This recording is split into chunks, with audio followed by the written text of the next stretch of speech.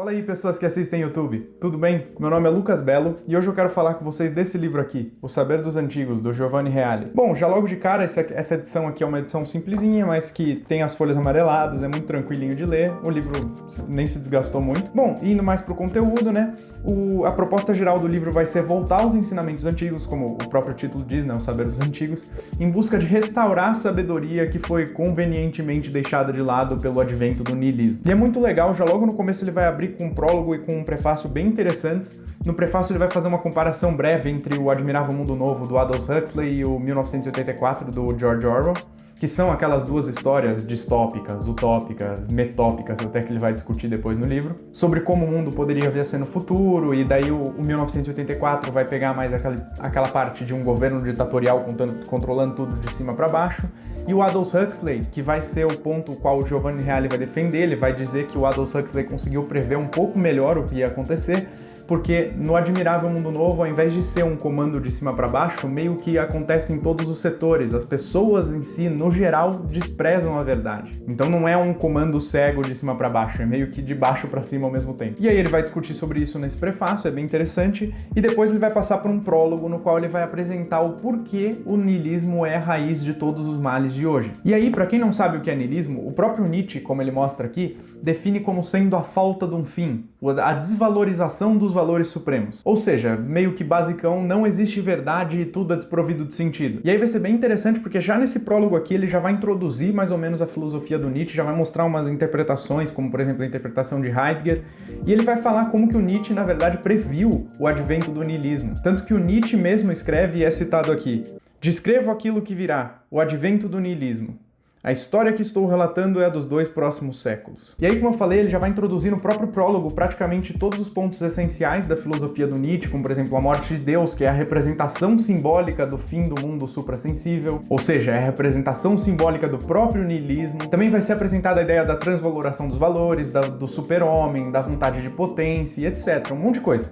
Mas não vai caber a mim aqui ficar explicando tudo, por isso que ler o livro é muito importante. Mas é importante falar aqui o que ele vai mostrar, que o Nietzsche, na verdade, ele não acreditava que o niilismo era o fim, não pelo menos o niilismo como nós entendemos. Ele via esse niilismo meio como uma forma intermediária, um estágio intermediário no qual o fim seria o advento do super-homem, a transvalorização dos valores e a subjugação do homem à sua vontade de potência. É meio complicado, mas imagine o seguinte: é como se fosse um estágio intermediário assim. Você tem lá os seus valores supremos. Então você tem Deus sentado num trono ali, que obviamente, né, vai ter a morte de Deus, é um símbolo interessante de fazer. Você vai ter Deus centrado no trono dos valores supremos. Ele é o que representa todo mundo suprassensível e todos os valores que se seguem dele. Aí, o que vai acontecer com esse estágio intermediário do niilismo é que você simplesmente vai destronar Deus, mas o trono vai continuar ali. E isso vai se tornar um perigo imenso, porque você vai poder colocar, as pessoas vão começar a ter uma ânsia por substituir aquilo por falsos profetas, falsos ídolos, que é, por exemplo, o motivo pelo qual ele brigou tanto contra o socialismo, porque ele via o socialismo como uma forma de substituir Deus desse trono. E por que eu tô falando tudo isso? É porque o próprio Reale vai colocar aqui no livro que esse estágio intermediário do niilismo é o que caracteriza o mal-estar da nossa civilização atual. E aí, no final do prólogo, ele vai listar pra gente quais são os 10 males que ele vai trabalhar aqui nesse livro, sendo um por capítulo, e esses males sendo, obviamente, o que causa o mal-estar da civilização hoje em dia, e todos eles fundados com a sua raiz no niilismo. E aí, obviamente, no final de cada capítulo, dedicando ali metade pro final, mais ou menos, ele sempre vai dar a resposta para esse mal com a sabedoria antiga, mostrando como os antigos já tinham a resposta para esse problema que a gente está passando hoje. Bom, vou pontuar os males aqui para vocês. O cientificismo e o redimensionamento da razão do homem em sentido tecnológico, o ideologismo absolutizado e o esquecimento do ideal do verdadeiro, o practismo com a sua exaltação da ação pela ação e o esquecimento do ideal da contemplação,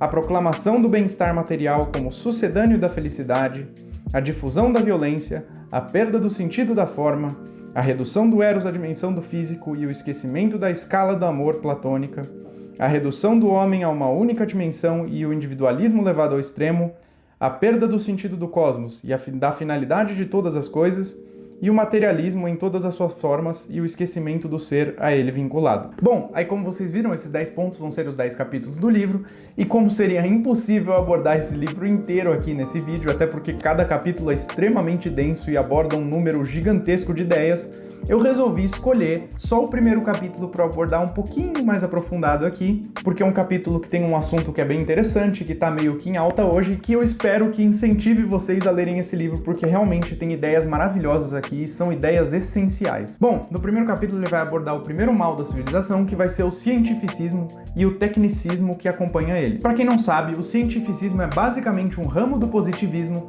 que é a crença de que todo o conhecimento verdadeiro é o conhecimento científico. E aí, como ele vai falar, como há uma sensação cada vez maior de que a finalidade da ciência é a ampliação sem limites da esfera tecnológica, então também surge a crença de que ela seria a fonte para a solução de todos os problemas humanos. E aí, o que vai acontecer então é que, por acreditarem que o método científico é o único válido, a única forma válida de se obter conhecimento, as pessoas vão tentar expandi-lo para todos os campos de atividade humana. O que ele vai trabalhar aqui, que é muito interessante, é que a própria proposta filosófica positivista é falha em si, porque ela vai tentar purificar a ciência de toda a contaminação filosófica, mas ao fazer isso ela vai acabar questionando a própria filosofia positivista. Em outras palavras, o que ele quer dizer é que a própria afirmação de que o cientificismo é o verdadeiro não é uma afirmação científica. Ela tem uma base filosófica, ela tem caráter filosófico e por isso ela deve ser discutida no campo filosófico. Ou seja, disso deriva-se que a própria investigação científica se apoia em suposições filosóficas. E aí, para quem já leu o Trivium aí, que eu tenho até resenha no canal, que vai estar no cardzinho aí em cima, já sabe, a própria ciência é discutida ali como tendo base num princípio de uniformidade, que pressupõe aquela regularidade do universo, né, de que tipo, uma mesma causa dentro de um mesmo contexto vai sempre gerar os mesmos efeitos. Ou seja, o que acontece é que a ciência ela não tem autoridade para provar o próprio cientificismo sem entrar em círculo, sem entrar numa tautologia, o cachorro correndo atrás do próprio rabo, porque ela não consegue provar, que nem eu falei, uma coisa básica. O cientificismo é verdadeiro não é uma afirmação científica. Então, a ciência ela é apenas um dos meios de que o homem dispõe para se obter conhecimento, mas ela não é nunca um fim. Muito pelo contrário, você vai ver aqui, ela possui limites muito estreitos e ela é, por definição, incapaz de abranger tudo. E é muito interessante você pensar nisso, né? Porque tem uma discussão aí hoje, a gente vê as pessoas tendo essa fé inabalável na ciência que tem hoje em dia, como se a ciência fosse um negócio absurdo, como se não tivesse uma interpretação por trás dos dados, como se as pessoas que tentam brigar com um certo tipo de interpretação já são julgadas como sendo anticientíficas, né? Como sendo negacionistas da ciência, essas coisas. E aí ele vai mostrar umas visões muito interessantes do Karl Popper sobre isso, mas a que eu mais achei legal foi o princípio, o que ele vai mostrar aqui no livro como sendo o princípio de falsificabilidade que define a ciência, que ele vai usar para demarcar o que é ou não científico. Porque para ele, só é ciência aquilo que é passível de ser falsificável. No próprio livro ele vai mostrar aqui como sendo asserções significantes e falsificáveis. E aí, como assim, né? É porque, de certa forma, a ciência ela não tem uma autoridade afirmativa de verdade, mas ela tem uma autoridade metodológica. Porque aí o Karl Popper vai fazer uma análise legal disso. Você pensa na ciência experimental, por exemplo. O sucesso técnico da ciência experimental e o sucesso preditivo não são garantias de verdade. Porque uma teoria falsa pode prever corretamente e pode gerar tecnologias eficazes. Então ele vai definir aqui as teorias científicas como sendo conjecturas sempre expostas aos riscos de serem desmentidas. E aí, para fazer uma comparação interessante, se eu não me engano, o Peterson fala disso numa das aulas dele, de que os fatos científicos, eles nunca devem ser vistos como verdades absolutas, mas sempre como ferramentas úteis de uma certa época, porque eles são contínua e constantemente renovados dentro do próprio processo científico, de avanço científico. E aí, eu sei que é o exemplo mais clássico de todos, mas é só você ver a teoria do Newton comparada com a teoria do Einstein. A teoria newtoniana deixou de ter utilidade nas predições só porque a teoria do Einstein chegou e meio que desmentiu ela? Então, o que ele vai colocar como sendo meio que uma conclusão do Karl Popper aqui no livro vai ser o seguinte: a concepção equivocada da ciência se traz justamente por seu excessivo desejo de ser a verdadeira, porque não é posse do conhecimento, da verdade irrefutável que faz o homem da ciência, mas a pesquisa crítica, persistente e inquieta da verdade. Então, antes mesmo de oferecer o remédio pra gente dos gregos, dos antigos, aqui ele já praticamente destrói o cientificismo que a gente vê aí por aí hoje em dia, mas ele ainda vai entrar com a sabedoria antiga. O remédio que ele vai dar pra gente aqui, baseado na sabedoria antiga, vai ser a própria metafísica, que vai ser definida pelo Aristóteles como sendo o estudo do ser e das propriedades que lhe competem enquanto tal. Ou seja, a metafísica é aquilo que trabalha com o ser por inteiro, enquanto enquanto as ciências particulares trabalharão apenas com partes específicas do ser. E o que é engraçado de tudo isso é que os cientificistas, positivistas, etc., que buscam sempre acabar com a metafísica, tem até um exemplo, se eu não me engano, do Bacon aqui, falando que o Aristóteles foi um baita de um sofista e etc. Esses caras que sempre tentam destruir a metafísica, deixando ela de lado como se ela não tivesse importância, eles sempre extrapolam uma ciência particular, tentam transformar ela no todo, e aí o que eles acabam por fazer é fazer uma metafísica dogmática e de má qualidade. Ou seja, mesmo que eles queiram acabar com a metafísica, eles não conseguem, eles simplesmente a substituem. Por exemplo, ele vai mostrar aqui que até o Nietzsche, que se via como sendo um completo anti-metafísico, ele tinha uma metafísica, que tinha essas bases na vontade de potência e na doutrina do eterno retorno dele. Então a frase que ele bota do Aristóteles aqui no livro como sendo uma advertência, por assim dizer, da metafísica, é muito interessante porque ela é eterna nesse sentido, ela sempre vai, ela mostra muito bem essas coisas, no qual ele diz: todas as outras ciências serão mais necessárias do que esta, mas nenhuma será superior. E eu diria até mais, não há ciência mais necessária do que a metafísica, porque sem ela não há as outras ciências. O que são as outras ciências senão especificidades do próprio estudo do ser? Sem a base metafísica, essas ciências perdem o sentido, e aí elas buscam se tornar um todo, se corrompem e formam uma metafísica chula e toda dogmática e de má qualidade. Então, o que o Reale vai terminar esse capítulo falando é que a metafísica é o conceito disposto pela sabedoria antiga que deveria ser irrecusável para todo homem que pensa. Porque sem o conhecimento correto acerca da metafísica, nós acabamos por fazer essas besteiras que os cientificistas fazem, por exemplo. E aí ele finaliza mais ou menos assim o primeiro capítulo, mas eu abordei bem superficialmente, ele vai mais profundo ainda na discussão.